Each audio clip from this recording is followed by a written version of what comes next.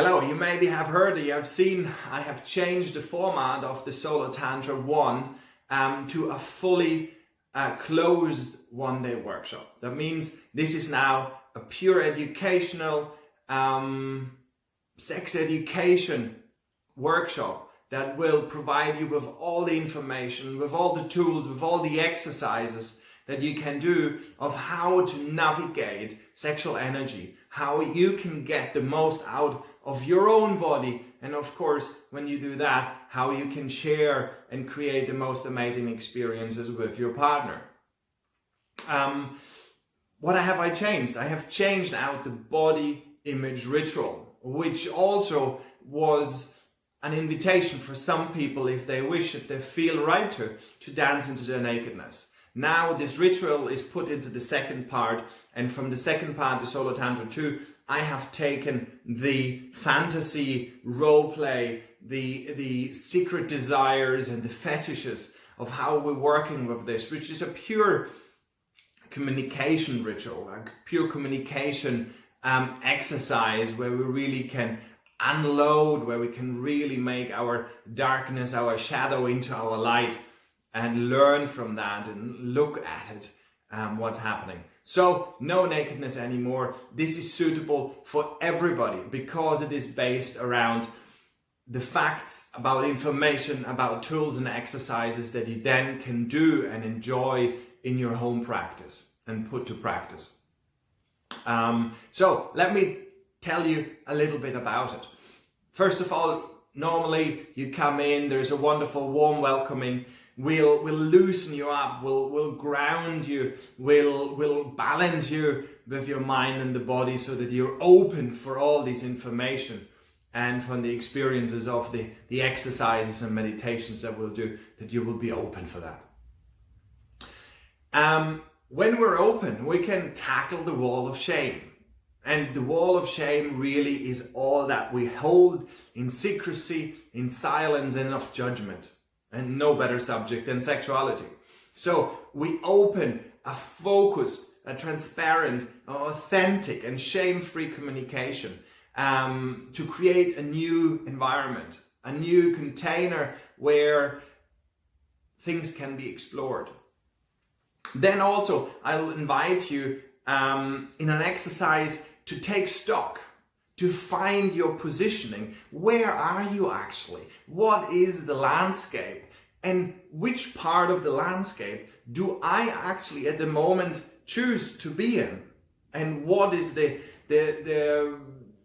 freedom? What is the benefit if I actually expand that part that I have taken up and say, wow, okay, I'm not limiting myself only by this. What does it mean? And this will create questions. And from the questions, when we have the questions, we can find the solutions. And therefore we're expanding naturally in our understanding, in our awareness of how the mind, the body, and the spirit also works together. From there, we drop into human anatomy and sexual energy. What is it? How does it work together? How can we work it?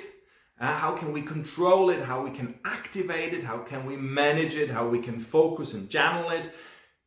No matter what, we will have the 3 pillars that lead you to success. And I'll teach you them, I present them to you, and you can take them home and very simply adapt them to your own lifestyle, to your own level of progress, and can be on the path.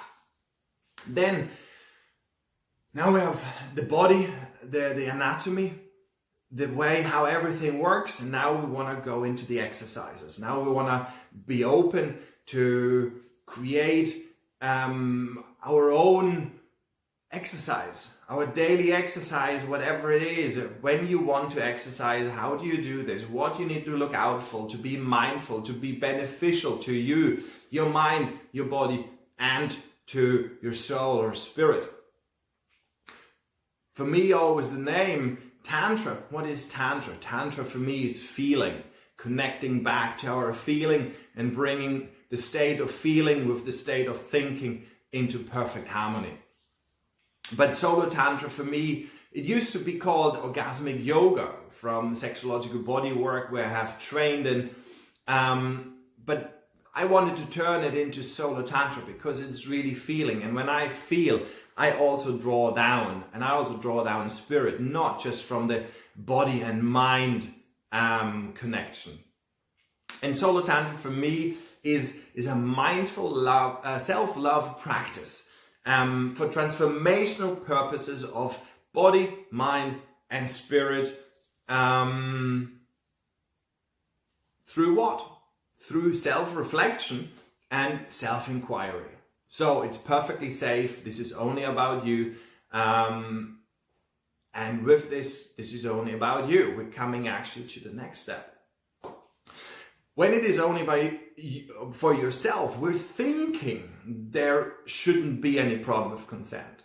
But I want to demonstrate you of how the wheel of consent also applies and brings up parts that we haven't considered, that are not beneficial, that are actually destructive to ourselves in self-love practice. So the wheel of consent and self-love, we want to highlight something, we want to learn from that.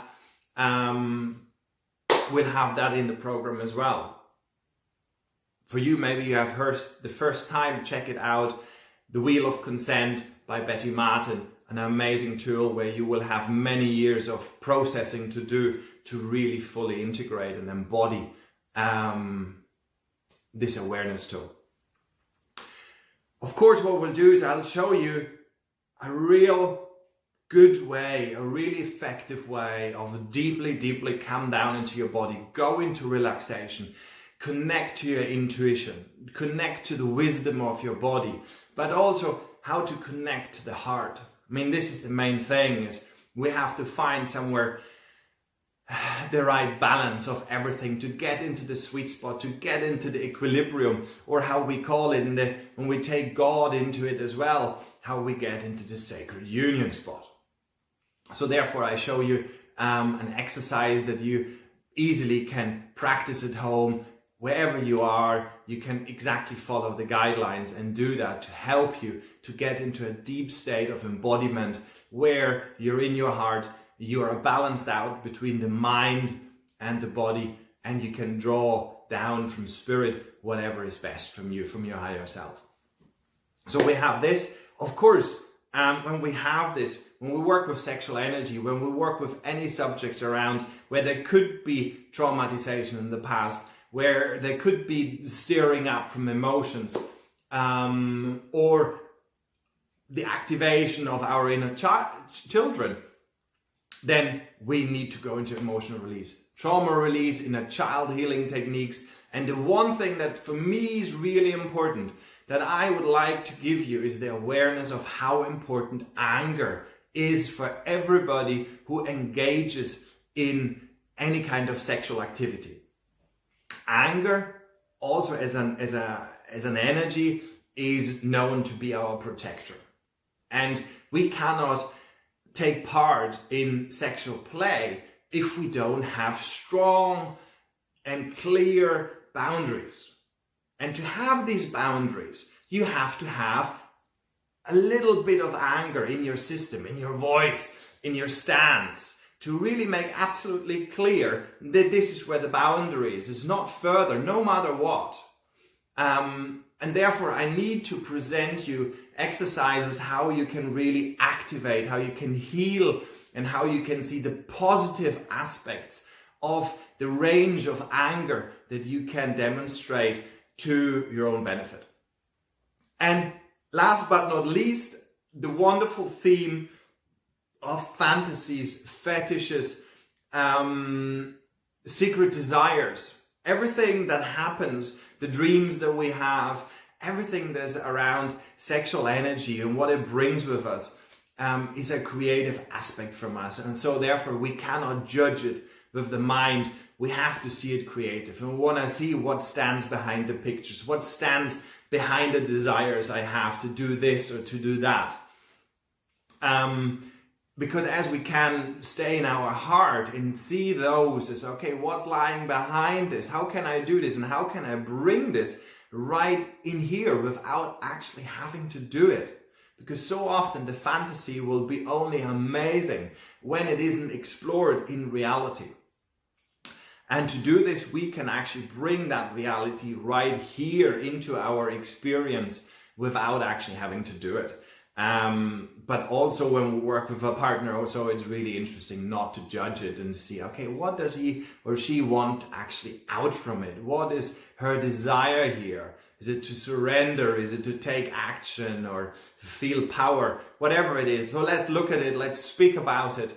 And it will be an amazing opportunity to expand, to let go of old limitation, to bring home immediately something, to give yourself the permission. This is really what this day is all about.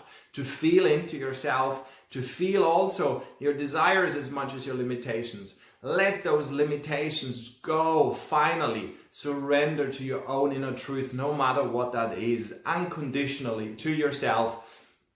And when we have that self-love practice, that we can be all that we want to be, and we can be able to express that, I think that everybody and the world at large will be helped a long way. So